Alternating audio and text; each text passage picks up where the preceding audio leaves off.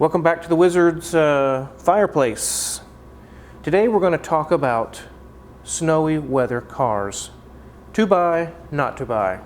Let's get started.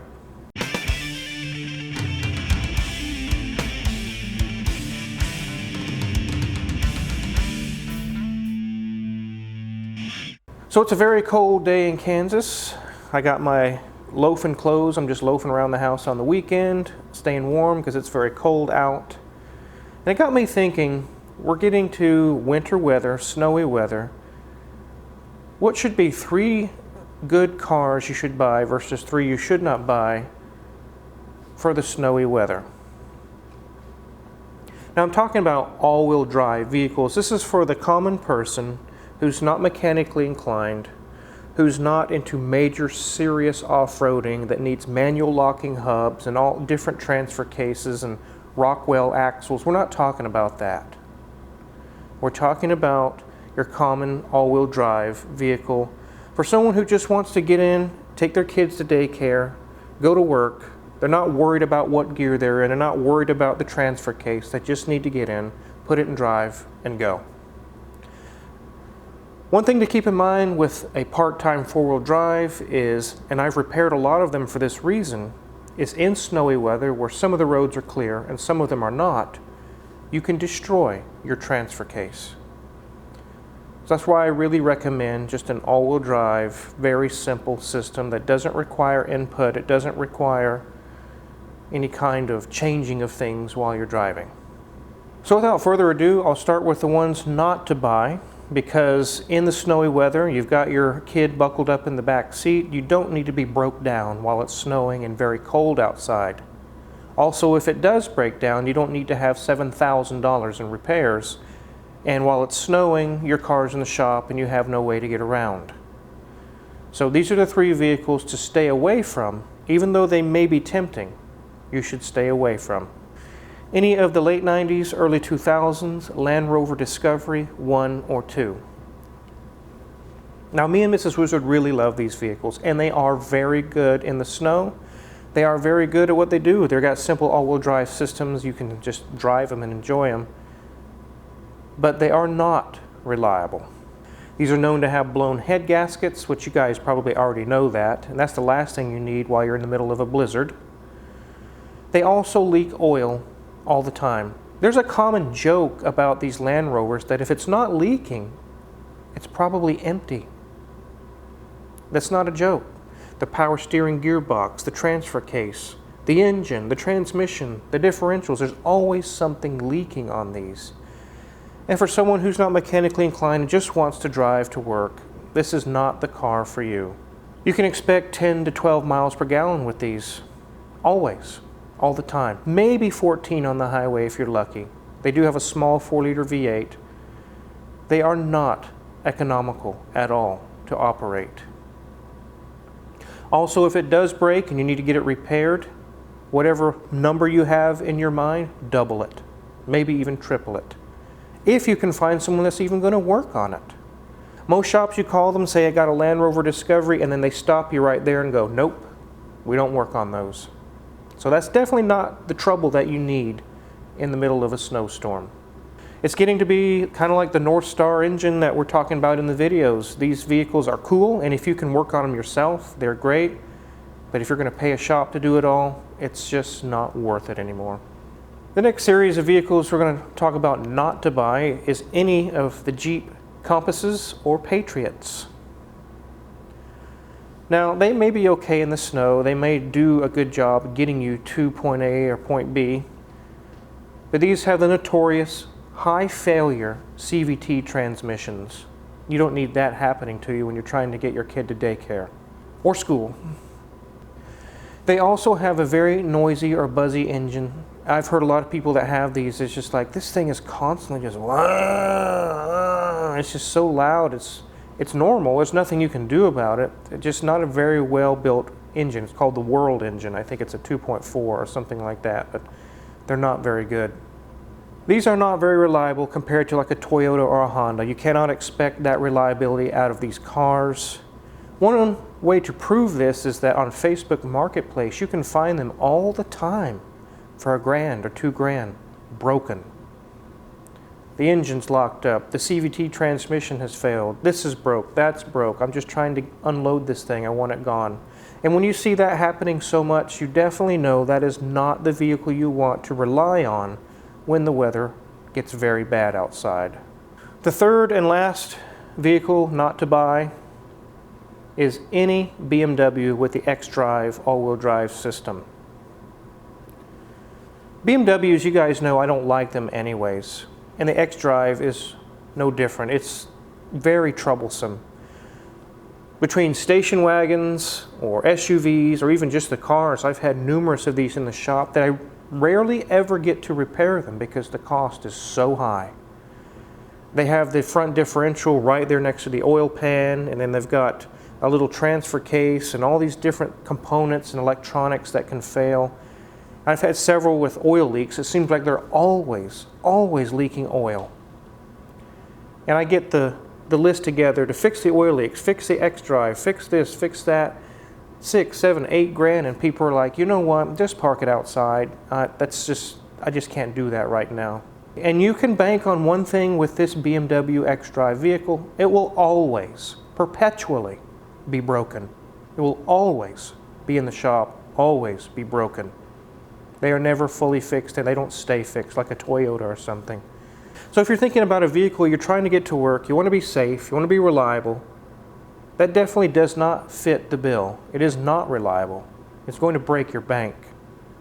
So stay away from those. They are notorious for failures. I know because I've seen a lot of them. Now, thinking of all these that you don't want to buy, we're going to move over to the ones that you should buy. But it's great to have a cheap winter beater that you don't spend a whole lot of money on, especially like with Mrs. Wizard. She has the Maserati Levante. It is capable of driving in winter weather. You might have someone who's well-to-do and who has a Rolls-Royce Cullinan, a Bentley Bentayga, or any of these cars, a Levante, very expensive cars. Those, even though they're capable of winter driving, you don't want to take those out because not so much of driving on the salt or anything like that, which can be a problem, but because you know as soon as you get your Rolls-Royce Cullinan out or your Levante or whatever, somebody's going to T-bone you, and they're probably not going to be insured. Now what? So these are perfect vehicles I'm getting ready to recommend that you would buy as a third vehicle or a fourth vehicle, that when the snow flies, you can park your very nice vehicle that you don't want someone T-boning and sliding on the ice into your vehicle. You can park it and take this one out into the winter weather. These three that I'm going to recommend, I rarely ever get to work on them because they're never in the shop. They're that good. BMW xDrives, always in the shop, just like I mentioned. These three vehicles, rarely ever in the shop, and that's why I'm going to recommend them to buy. And the first one to recommend to buy is really any Subaru, except for the early years. We know that the early years had blown head gaskets, so definitely 2005 and newer. But really any model. This can be the Outback, the Legacy, Impreza, the WRX, the Forester. Really none of those matter which one they are. They are very, very reliable. They are excellent in the snow. If you travel to Colorado or any state with mountains or very heavy winter snow, these cars are everywhere. Just take a look around. If you live in one of those states and you see so many of them, there's a reason why there's so many of them, because they are that good. They're reliable and they do very good in the snow. These are smaller vehicles. They're easy to maneuver. They're not so big and bulky. They have good ground clearance, so you can go through deep snow or things of that nature, and you're not going to get high centered in it. And they just really are that good. And if something does break, it's going to be fairly reasonable to fix. Your mechanic's not going to be pissed off that you brought it in there. They're going to be happy to work on it. So repairs are not going to be so expensive, and they're not going to be very frequent either. So definitely those are some good vehicles for snowy weather, or if you live in the mountains. The next one I'm going to recommend is any year Toyota RAV4 all-wheel drive. Some of these might be front-wheel drive only. Definitely get the all-wheel drive, because that's what we're talking about, is a winter car with all-wheel drive. And because it's a Toyota, you guys already know, it is at the top level of reliability and quality. This is a car you can drive, you can just get in it and go. You can be safe because you don't have to worry about, can I make it through the snow? Is it going to break down? Is it going to leave me stranded in the middle of a blizzard? Is it going to cause harm to my child because it's so cold out? And here we are stuck on the side of the road. So these are also smaller, easy to maneuver. They're very good on fuel. On the highway, on a non-snowy day, you can easily get 25, 30 miles per gallon or more. These vehicles you can expect 250,000 miles out of it or more. You can buy one with 150,000 miles and know that you've got another 100,000 to go. You can get them fairly cheap, and when they do break, which every vehicle is going to break at some point, if they do break, it's also going to be very reasonable to fix. Your mechanic's not going to be pissed off.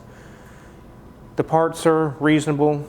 The labor is going to be like really any other vehicle, so you don't need to be scared of that on these vehicles either. We've actually owned a RAV4 and it was very good. It never broke down. It never gave us any trouble, and it drove in the snow very well. And also the next one I'm going to recommend we've had as well, and it was very, very good. And that is any year Honda CR-V.